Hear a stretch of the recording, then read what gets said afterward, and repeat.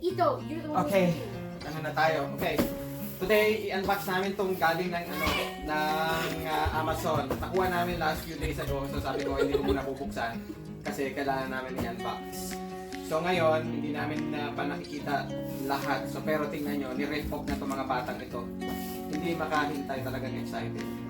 Anyway, let's all open this. You forgot to tell me. Epic razor. Okay. It's a box for it. It's a box. No, this is an epic razor.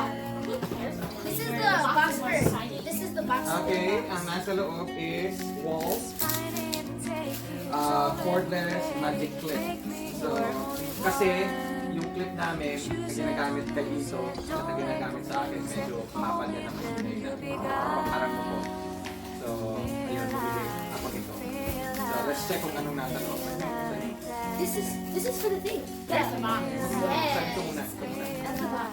Okay, okay, so let's check. So much money was on the box. Okay, pakita na natin ito, Fiona. Wait, Fiona. After it. Okay, so ito, ang nasa loob niya, ayan, ang magic clipper. Okay, so anong nasa loob niya? Ito, ang magic clip. Check natin. Oh, gumagana. Naka-charge Wasting siya. the battery. Naka-charge siya.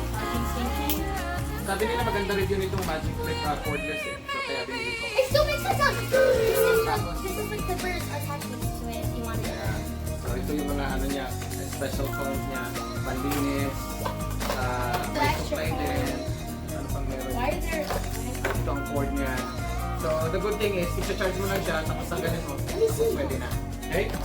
So, That's clean person. that's it. Tapos, pwede na, ilagay mo na dito. Pagkatapos mo, ayan, ilagay. Tapos, dito ang cord.